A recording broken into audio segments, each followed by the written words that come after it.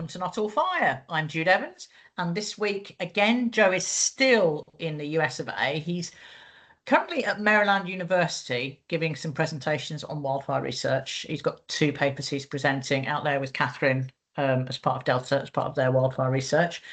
There will be a video. I don't know. I think we might be putting it at the end of the podcast. So as he isn't here, I am incredibly delighted to welcome Carrie Good, who is a Class 2F building principal building inspector, no less. Don't forget the principal. Don't forget the principal. So as we do and have done for the last few guests, if you would like to tell us who you are, what you do and how you got there, that would be amazing. So it was a slippery slope, but I'm glad I did it when I did it, as I'm sure we're going to go into the RBI rigmarole that occurred in the last few years. So I'm glad I hit the slope before that they chucked the sludge on the slope, because that's pretty much an accurate description of how it is now. I've been in builder control now for, I want to say, 10, 11 years. Started as an admin. I was just basically looking for just a job, but when I throw myself into a job, I never want just a job. I always want to do the best and sort of progress as far as I can. And I overheard some directors in my office discussing some trainee positions, and I just tentatively put my hand up and I was like, "Can you pick me? I don't know what I'm volunteering for, but can I have a go?" So had you done any kind of surveying or building control before that? Literally nothing. I was greener than my hair was the first time I met you. It was very green. It was very green. We've met at various times at various different conferences over the last few years. So it was quite green. It was very green. So you now work in building control yes. So yes, I have progressed to principal. So yeah, dead chuffed with that. My next thing that I'm going to tackle is my Class 3. So I'm a Class 2F currently, which basically means I can work unsupervised on any building up to 18 meters in height. It says any building, residential, non-residential. And that means I can do that without the training wheels. No one has to check what I'm doing. So it's great. That's quite an achievement, yeah. Yeah. So there's quite a few rungs up in Class 2, from 2A to 2F. 2A being single story, small, simple extension. B, I think that's 2-story residential, up to D, which is small commercial up to 7.5 meters. And I forget the bits in between, but basically you have to declare what type of building and what level of competence. So basically everything in Class 2 is considered non-complex construction. So although there's the trigger between 11 meters and 18 meters in terms of fire safety, which I'm sure you're aware of, there isn't obviously the triggers at 18 meters beyond. So from Class 3 above, that'll be 18 meters above. So any building 18 meters above will be 3G, and 3H would be basically HRB. So I am currently working on some HRB projects and 3G projects, but under supervision. My training wheels are on. Apologies, my dog is seeing someone outside. He's a very good guard dog. So the way that has to work is I have to have a Class 3 RBI supervising my work until I've undergone that assessment. So I've got my portfolio ready. I'm going to go through the CABE route. So I'm going to come out as a shiny Class 3 with my shiny chartership finally. Yes. Oh, congratulations. That's brilliant. I have to say, I've been in conversation with CABE recently. They were at the Women Talking Fire conference a few months ago. And I don't want to say I was press gang. That sounds wrong. They sat on a table with some of my team. My team volunteered me, I believe, for CABE membership. So I am currently speaking with them about CABE membership. And because I'm a chartered member of IOSH, there's they're doing equivalents across. So and then I can become, should I choose to, I can become an incorporated engineer through CABE, the same way as, or a chartered engineer, the same way as we would do it through the IFE for fire safety. I've now got a cat walked in as well, so we've got all the animals. It's starting to cool down. It's been very hot today here, and I think it's going to be very hot today. Yeah, I it's hear getting that hotter. Thursday is going to be even hotter. I know the south isn't this. We've not been having it quite so much up in the north, the heat. The south has been having it, but I'm going to say I drove back from Birmingham. I'm at home, in Yeah. my kitchen, this week, and I drove back from Birmingham this afternoon and passed a field fire, by the side of the motorway just by Worksop. And weirdly enough, when I was driving back from Essex on Friday, I had the road gods not on my side on Friday when I drove back. I had I parked for an hour on the A1 just north of Peterborough because there was a vehicle fire right on the slip road of a petrol station. I mean, there's some, there's some That's yeah. disaster management waiting to happen there. So yes, that was quite exciting on Friday. But yeah, it's getting really really dry up Mm, north as well as obviously the issues they've been yeah. having down south. So plenty wildfires around Yeah. again.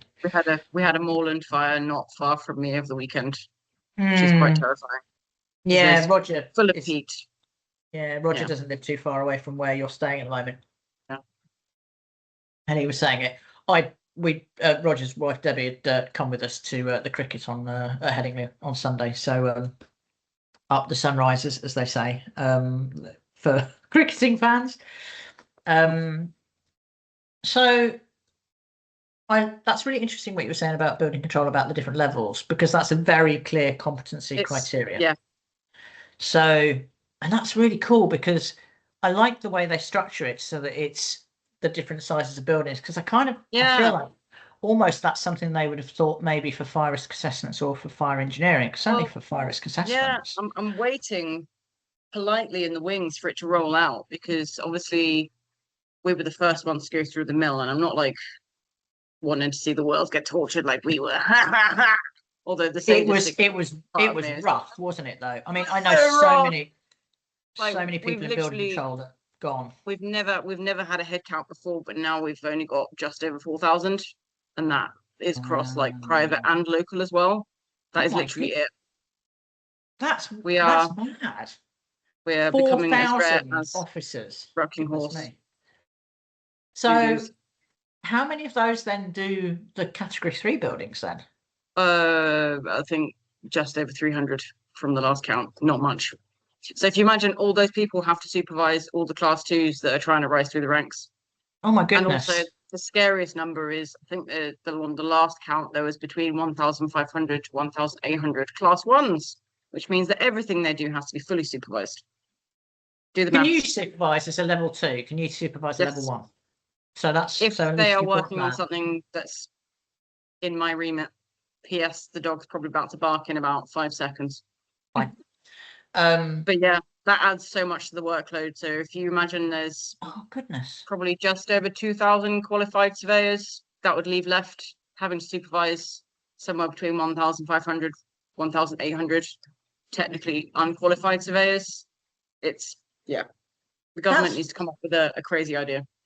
wow. And I know we talk a lot about the fact that there aren't very many fire engineers. There really aren't very many chartered fire engineers. Um, I don't know if we've got accurate statistics like that. No, well, it's quite hard to get a head count until you have to go through a process like this. Yeah. And Yeah. as I say, it's grueling because there was lots of people in our industry, like without making sweeping statements, the average age of the building control industry was 50 plus, shall we say. Mature people. Mature, Yes. we'll say mature because that is the politically correct way of phrasing it. Yeah, because A I'm lot in of that people, bracket now, so oh, you're only 21. Shush. I know, right? Not even a day over 21. Happy birthday. Thank you. But yeah, being that there was a large majority of people in that bracket, a lot of people were like, I've been doing this for 30, 40 years. Why would I do this? Why do Because I? we have to then Yeah. sit this interview every 4 years to prove that we're competent every 4 years. And we have to do a top Mm. up halfway through as well. So it's actually 2 yearly that we have to sit some kind of interview. And not to mention, we have to pay 250 odd pounds every year as well to the BSR as a registration fee, which I know that there's other registered professions that have to do that as well.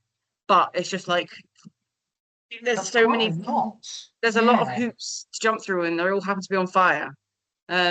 we all have like multiple dates to remember as well. So we've got the registration date, the day we registered, that we have to remember to pay the fee on, and then we also have to remember the date that we actually qualified on, so that we don't accidentally Miss and end up your working. Yeah, so it's like the only way I can logically think about it is trying to 2 birthdays. balance like 2 birthdays, or it's like your MOT and getting your Yeah, vehicle tax or something. taxed. But it's Yeah, just like it's already a complex job, and it's like, could they not like simplify it a little bit? But hey, this is what that's works. really interesting, because obviously we've just seen in housing, in social housing, so in residential for housing association, not housing associations, but certainly local authorities, once you've reached a certain level within an organisation, you have to have a housing qualification. So there's an awful lot of, again, mature people who have years of experience of doing this, who've gone, I don't want to do a Yeah, housing qualification. yeah, Why do I want to go back to college? Nah, I've been doing this for years. exactly. I'm out. So it's And like hard. the trouble is, there's three routes to do this. So there's a portfolio route, there's an exam route, and then there's sort of like a combined route where it's like you do like a portfolio and an interview. But bearing in mind, there's a lot of people who have been doing it for a million years, and intelligence and, I would dare argue, competence isn't measurable on one quantifiable measure. So I've got a lot of colleagues that I work with who aren't academics. They aren't people that can speak, not like, they can have a conversation. I don't mean that. I know what you mean. They might not feel confident in what they're saying. They know what they're saying, but in an interview scenario where, their entire career is almost at stake, they'll just go, yeah. But, Yeah. in a normal work environment, they'll be like, yeah, you do this and this and this, and then boom, bam, Yeah, pop, and I know where to they look know that it up. I inside know how out. to find the answer. But Yeah, yeah. when you're put in that scenario, which is a very unique scenario, and bearing in mind that, this is what you've been doing for all of your entire career, and is your pride, and everything riding on it. It's a lot, and a lot of people are like, you know what, I'm not going to do that to myself. And can only say fair play for holding that boundary, but it's just left us in a right sticky wicket as an industry now, because there's a lot of really good experience that's just gone, or it's opened up an entire whole generation of building control or building regulation consultants, whereby you don't have to be qualified, you don't have to have a registration, but you can design the buildings. Oh, I But don't like that's that. Carrie's opinion on that Wow. will shall rest. I But mean, that's interesting. I mean, well, as a fire engineer, so I spend a lot of time responding to building control. So I work for a number of clients, and they have an architect, and an architect will design a building and then say, do the fire safety design a bit. So I now have the PI to be able to do the fire safety design a bit. I have me and Chris, we my team, my colleague, my teammate, my colleague Chris, um, we will do the designy bits of the building, and we go, okay, we've interpreted building regulations as we see fit. I mean, bear in mind, we had a 45-minute discussion yesterday on a line in ADB where we had two different opinions of it, it's the other thing, yeah. because the prescriptive guidance. But then we go to somebody like yourself, building control, who then say, oh no, we've got a third opinion. And then we're like, because although we're designers, we are behest to you to approve the building. Yeah. So if you turn around and go, oh no, I disagree with that, because my interpretation of the building regulations is this, and we've designed it to something else because our interpretation is something else. I like what I'm now. This is when in the olden days when I get my Zimmer frame out. Well, 10 years ago, Yeah. We'd be working on a care home. We'd come across a problem. The client would come to me and say, oh, we've got this. I'd bring up building control. We'd have a really good discussion. We'd have a really good chat, and we'd come up with a solution. We'd go back to the client and say, this, in both of our opinion, meets the requirements, the prescriptive requirements of building regulations, or however we want to put it. Whereas now I'll go to building control and go, and I'm only talking about building control people I've dealt with. I'll go to building control and go, I'd like to, so I've got this and I've got this, and I think this would work. And they go, you just need to tell us what you're doing. We can't give you anything. Yeah. So we now have a very rigid RBI code of conduct whereby we cannot give anything that could be seen as design advice. I don't know if you've seen the register of registered building inspectors. So there's a register. So you can search my name if you want to do some hilarity. You can see all my qualifications and stuff. But there's also a tab which says sanctions. So if I make any cock-ups, it is publicly known. No So way. if we are audited and found out to have given design advice. Wow. Well, that's also similar to the fire service, because we used to go to the fire service and go, oh, what do you reckon we should do here to be in compliance and stuff like that? And the fire service go, oh, well, why didn't you do this? They're not allowed to do that now. No. So the way that we would want your particular issue phrased would be, this is what the requirement says. This is what we've got. We believe what we've got meets this requirement because we've put in, additional sprinklers, detection. walls, we've got a management scheme. We've got sprinklers, and we believe that this will meet this functional requirement of because we've got all these extra things in place, and basically put it together as like a solid argument and say we think it complies because blah. And then someone like me would go, that seems pretty solid. I agree with that. But it's when people write, oh, what would you think about that? We have to push back on that because we can't be seen, especially on an email, to be going, well, I would accept if you did that. But I won't accept it if you do that. So it has to be more confident and say, even if you don't think you're confident, if you go in and say, right, Carrie, building regs person, this is my problem. This is what the regulation wants. This is what I'm doing, and I damn well think it's as good as it can be because I've done this and that and that. And the worst I can say is I don't agree. Can I have a bit more explanation? I have had some. I'd like to think we try and nudge you in the right direction. So we can still nudge and we can still do signposting, although I'm a bit cautious, and I'd probably be more on the captain onerous side of things just because I don't want to get my bum publicly slapped on the sanction register. But we can still do some signposting, but I'd argue the more signposting we have to do, the less I would feel confident in the competence of the designer. No, that's fair. I think that is very, very fair. Yeah. I mean, normally it's like, the discussion Chris and I were having was about protected stairs and protected shafts. And when is a stair a protected stair and when is a stair a protected shaft? Yeah. And if you have a stair that goes through a compartment floor and you have a different occupancy on the first floor and a different occupancy on the ground floor, but the stair goes straight from this occupancy and straight out through fire doors and does not interfere with this lower occupancy. My argument was that's a protected stair because you're not interfering with the compartment on the ground floor. Chris's argument was he thought the stair was part of the compartment. It's honestly, I don't expect an answer. You're not going to get an answer. We spent 45 minutes drawing things on the board and discussing things because it's those kind of things that where you have a prescriptive piece of legislation or piece of guidance, I should say, our interpretations can be so different. And I love talking to building control about things because at the end of the day, your decision is you're signing off the building, and my decision I'm trying to design the building to a set of guidance notes and codes. But I don't have power. You're the one that has all the power. So do we? I know, right? So I have to basically go with what you say. So in the past, where I've had discussions where I've gone, well, I think it's this, and then building control have gone, well, I know I disagree. I think it's that. I've had to go. It's a fair cop, gov, because you're the one signing off the building.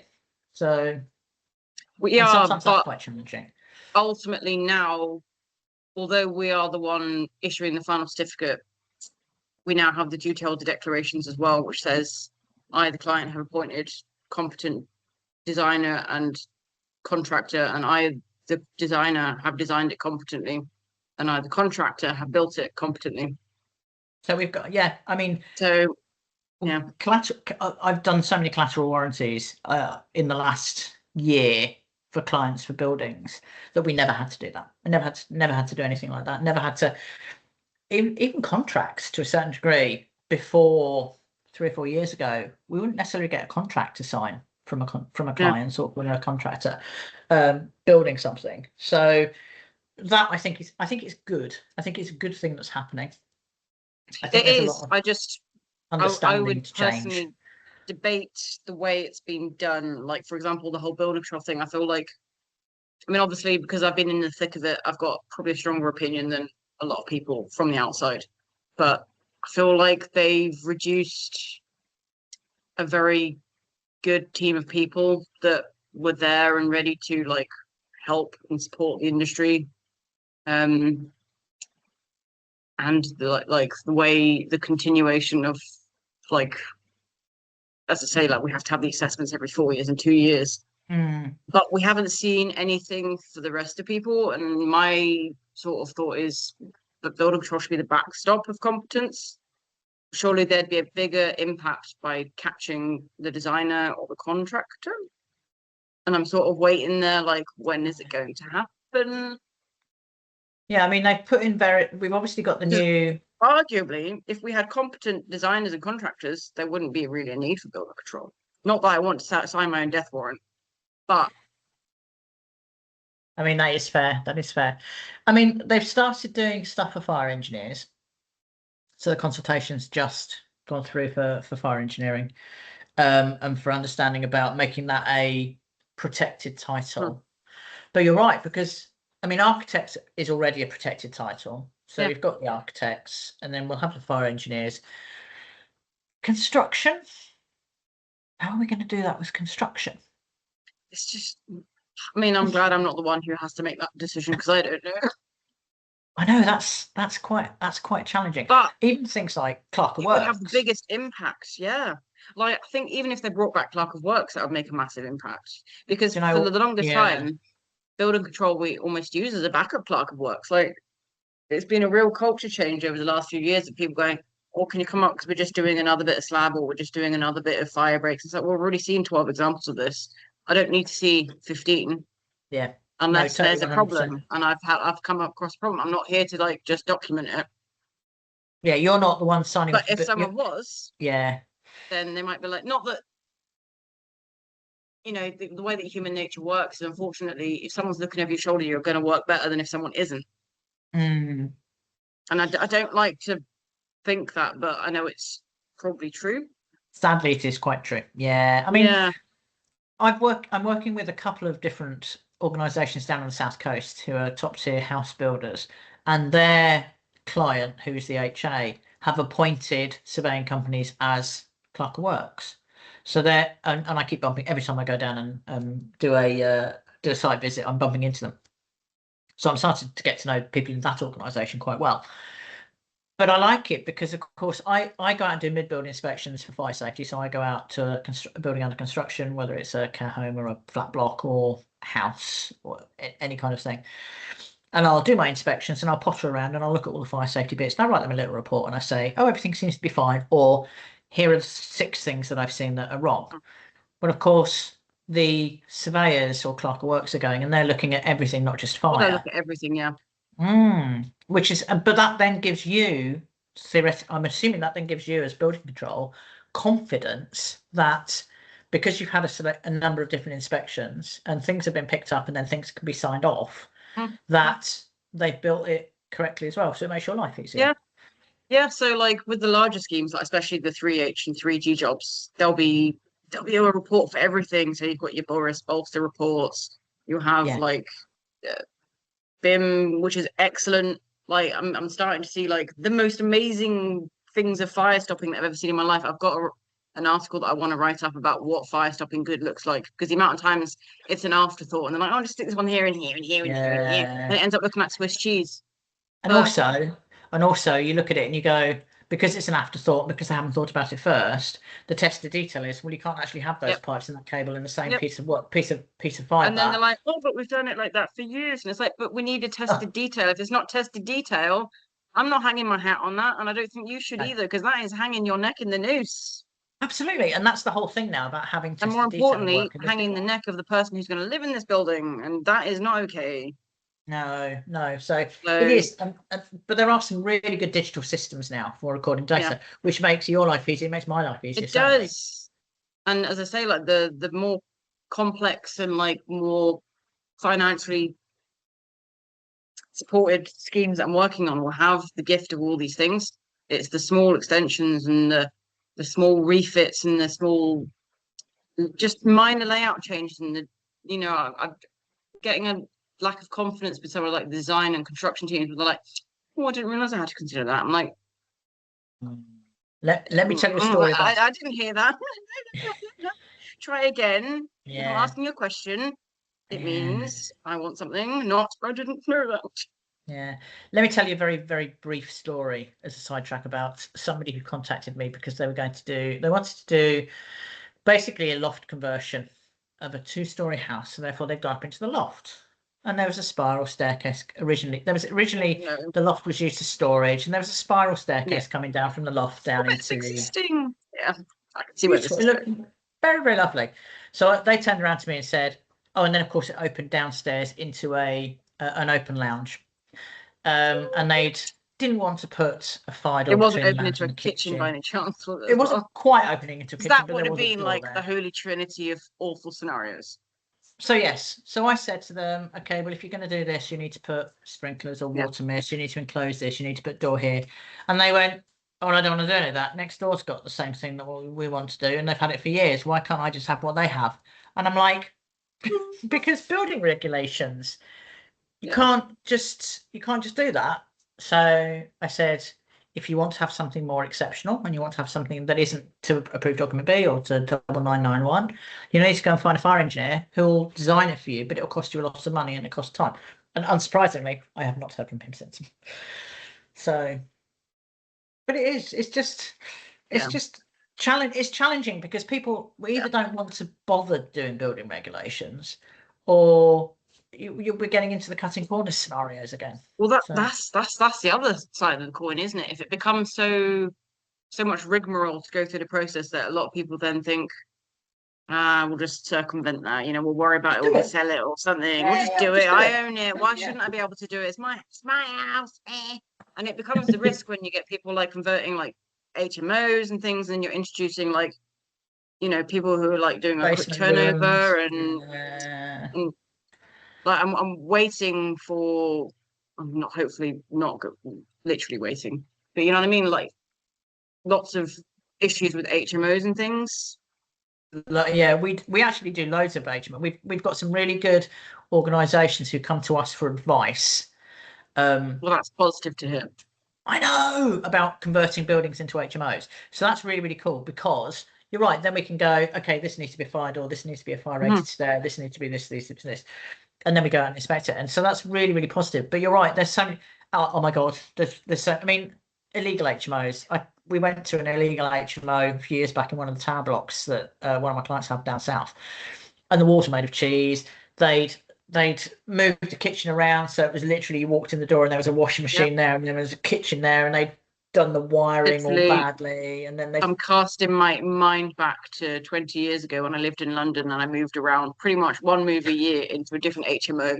And I'm like, I some of these, know. like, I'm so glad there wasn't an accident. Yeah, I mean, my sister lived in lots of shout out to hi Sue. She might still be listening. She tends to listen to the start of podcasts when she's doing the gym and then fails, and then just switches them off. She lived in Concentrate loads. on the brains. She lived. I know she'll be getting a heart rate up to at least 105. Um, she lived in a shared house, which it meets the criteria for an HMO, but of course they just called them shared houses. And she lived in this shared house in Brixton, and there was no fire. I don't even think they had a smoke alarm. I'm like, I don't even think they had anything. So you do kind of look at it and you go, you're right. Yeah. It's sometimes if people circumnavigate, if it's too complicated, people will find a way to get around it.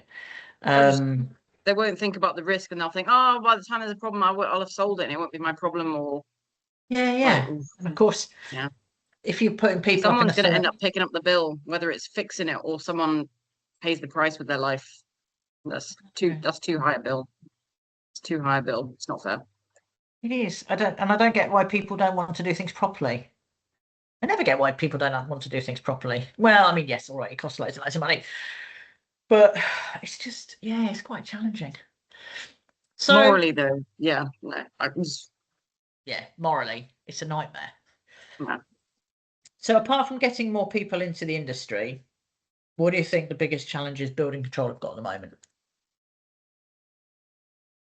I mean, Is it that's a just bigger part. capacity? Is it just Yeah, capacity? so like we're getting a lot of feedback from like existing class ones because they're feeling like they're not getting adequate support. But then I can see it from my side of the fence where I'm trying to support, but I've also got my workload of projects that isn't going any smaller. And then there's But like you're also trying to upgrade as well.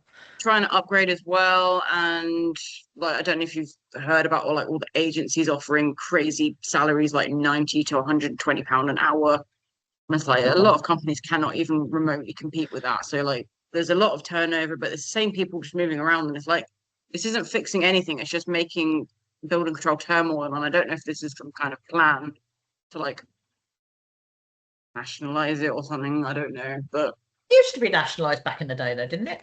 mm, Local authority building control. I mean, I suppose you've got local authority building control, which is all the councils, and then you've got. I mean, I work a lot with the NHBC, yeah, the National House Builders Building Control, well, whatever the acronym is, hey, acronyms. And then obviously you've got lots of different private building controls who are also equally as amazing. So it's quite challenging to sort of go which is best I to go mean, to and who's best to go with. yeah, I mean, I can see the benefits for both. But obviously being on the side of like private building control, at least like for example, if we work together, you know what, for example, my opinion would be on a particular setup. So you described people's different interpretations of ADB or 9999. At least like if we had like not drag and drop, because obviously you're working on very bespoke schemes, but if we were working on drag and drop schemes, you'd almost know, right, Carrie, she likes this and she likes that and She's she's going going to to do do that, yeah. that. It's for Yeah. that particular So for that, it becomes yeah, easier because we then do you can quite just a lot drag of and drop those. that Yeah, all yeah. around the country. Whereas with local authority, you run the risk of someone disagreeing with you at some point. Yeah, no, that is true. And you're right. And I suppose I look at the fire service, and the fire service have got schemes where if you've got buildings, if you have a large portfolio and you have lots of buildings all around the country, you can pick one fire Yeah, service to manage all the fire safety in your organisation.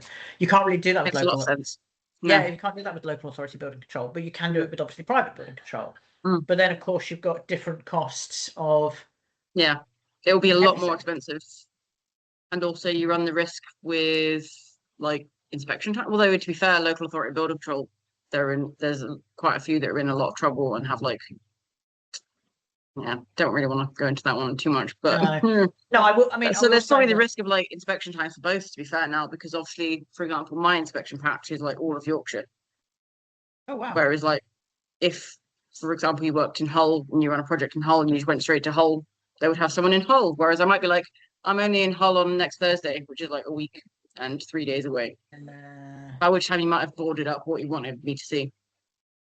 That's the issue that I have That is sometimes. the issue. Yeah. Yeah, because I do bear in mind I'm in sort of just south of Doncaster, and I have loads and loads of buildings that I inspect down in on the south coast.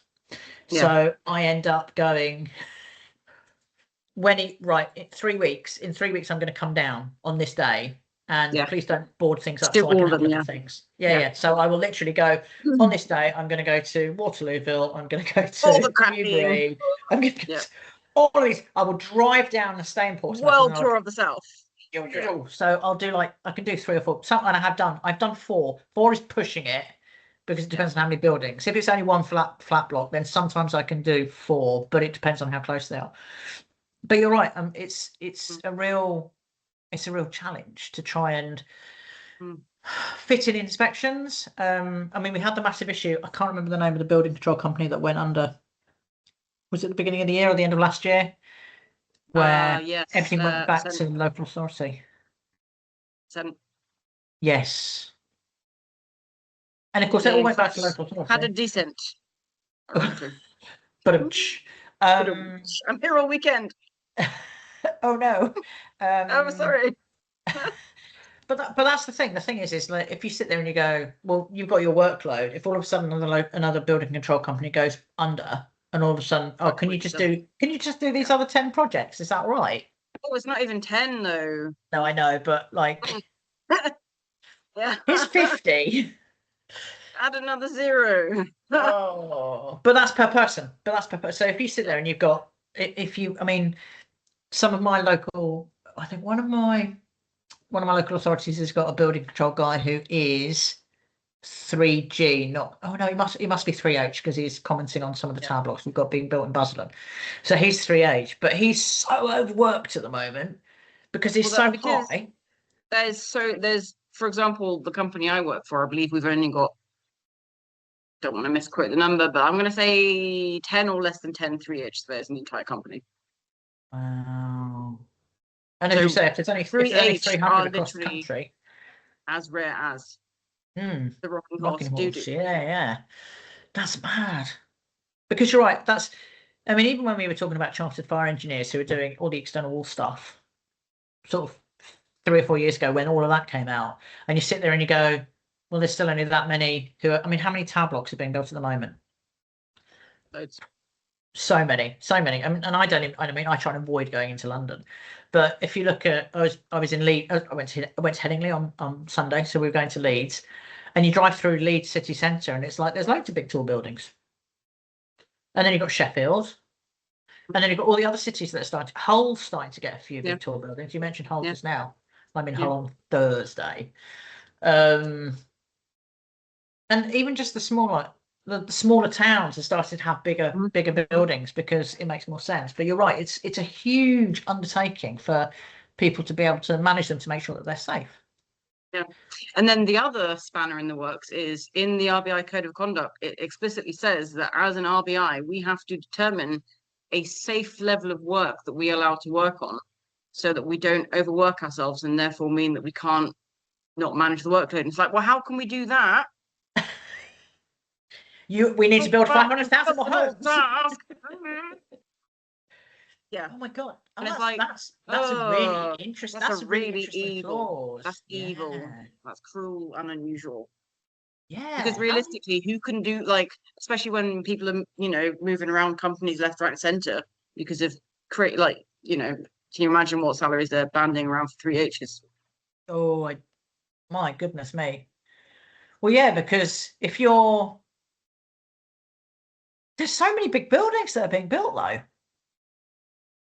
Goodness me. There's a lot of highly caffeinated, highly overworked people. Yeah, because if you're leaving I don't know why I'm going to do it. That seems like madness to me. Yeah, because you're determining, they're letting you determine whether you're overworked. I mean, I know I'm overworked. I know we've got loads and loads of projects. You're probably overworked as well. We're all overworked because there aren't enough of us doing what we do. But then we can't, well, local authorities certainly can't turn work away.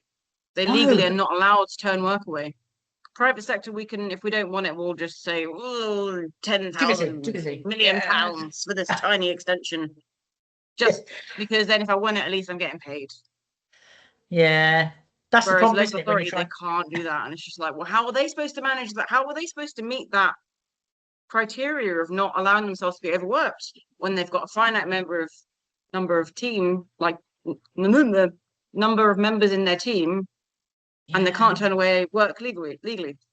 Sorry, my teeth are starting to turn into butter. No, it's fine. It's reaching that time of night where you lose the ability to talk. It's fine. We're quite used to this. Yeah. You're right because because if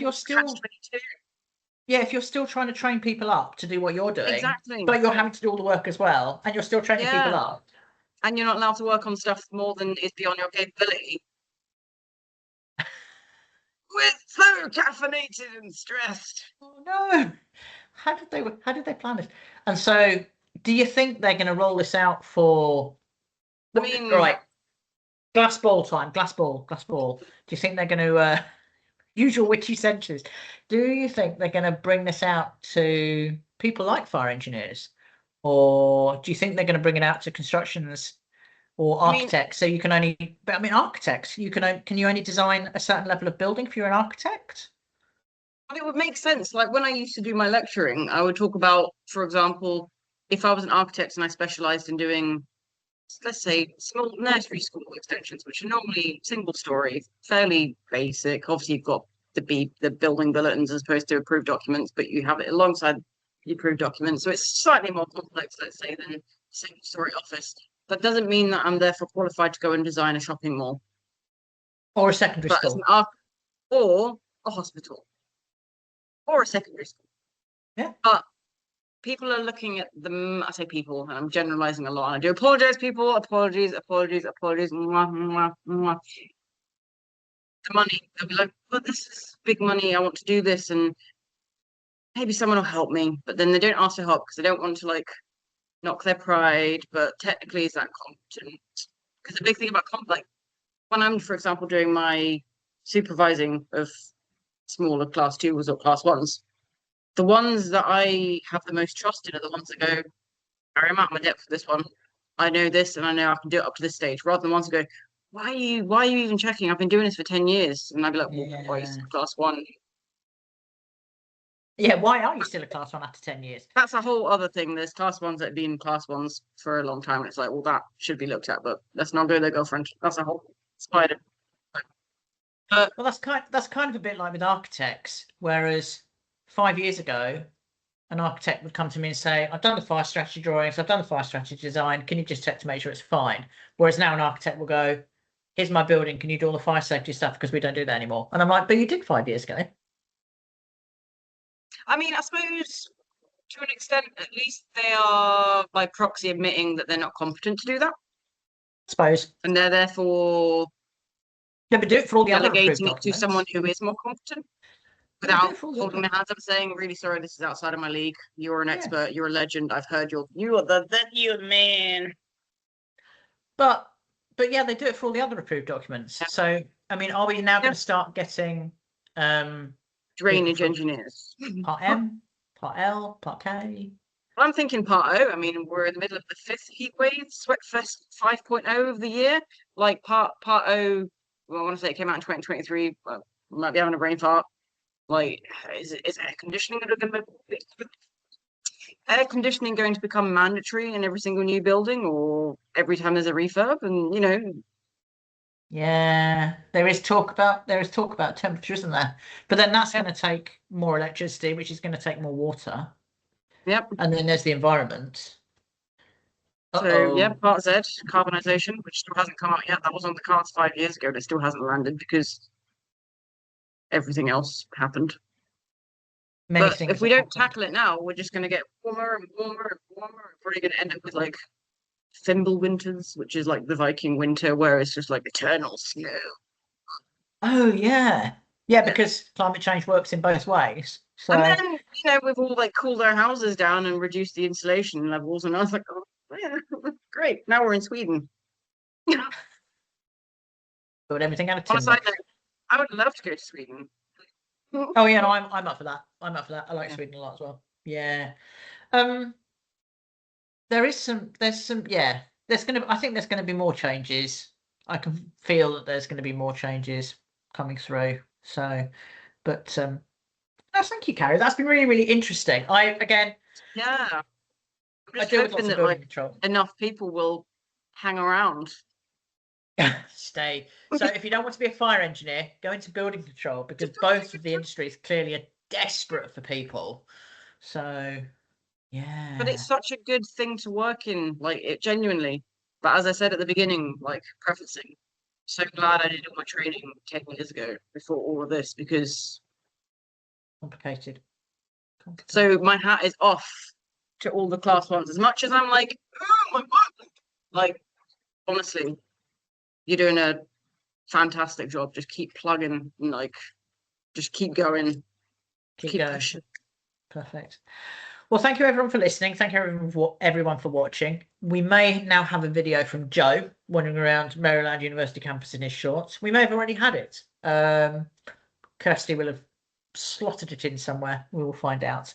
I'm aiming next week to have an international guest, which is very exciting. But I'm not going to say who it is in case it doesn't work because of time zones. Because we're terrible with time zones. So, but we'll see what we can do. But thank you, Carrie, again so much for coming and joining us on the podcast as ever. This will be live on Thursday, as it always is. So thanks for watching. Thanks for listening. Hey Jude, not all fire. Sorry I've not been with you for a few weeks. I'm over here in Maryland. I thought I'd just give a quick update from the University of Maryland campus.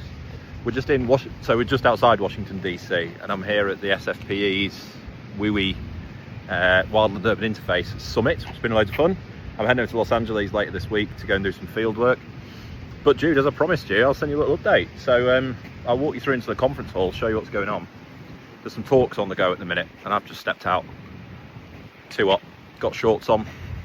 Good stuff going on here though. So I'll walk us through the conference hall to where the talk is, and then the poster hall, show you what's going on there.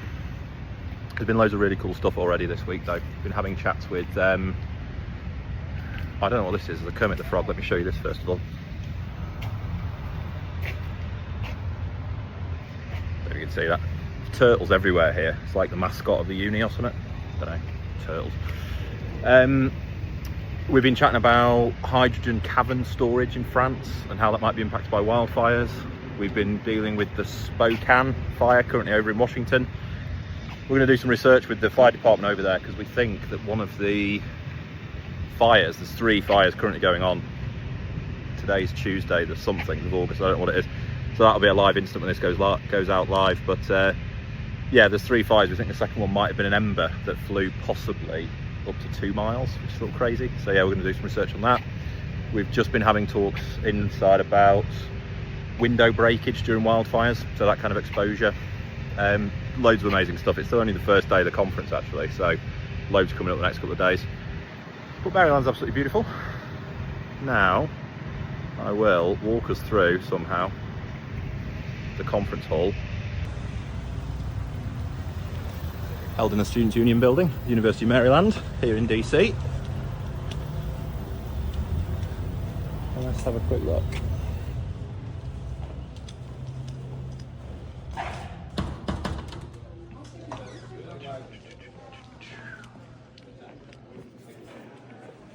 Right.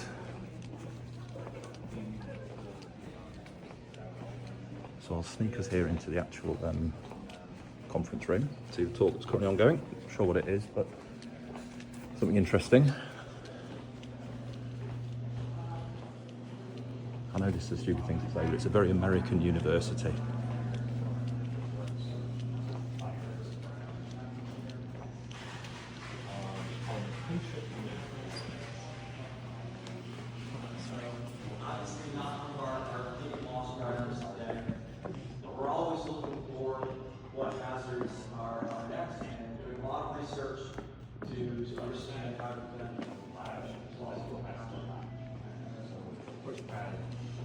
Okay, so that was the talks ongoing, something to do with structures fire. And then just past here, there's 2 poster halls. So the first one that we'll go into, we'll have a quick look. Where is it? I'm lost already. So there isn't a kind of theme between them. They're just split between 2 because there's so many posters. So first one, I'll dip into very, very quickly. Now, first poster hall.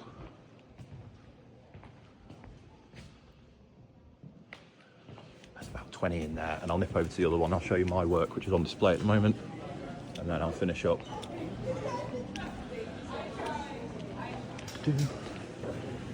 Good food here. Food halls in American campuses are not like in the UK, not like when I was at uni.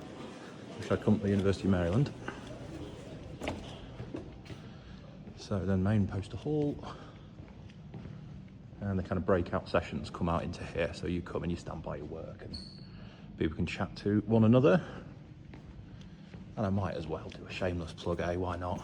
Here's the first of my work on display, field-based mapping and characterization of urban and peri-urban vegetation for wildfire mitigation in Los Angeles. Talked about this a lot on the show, my research there. And then over the other side, I've got second piece of work on display, which is a piece of apparatus we developed, the Bergham Heart Tunnel, myself and Catherine Bergham. So we're on display there in the poster hall again as well.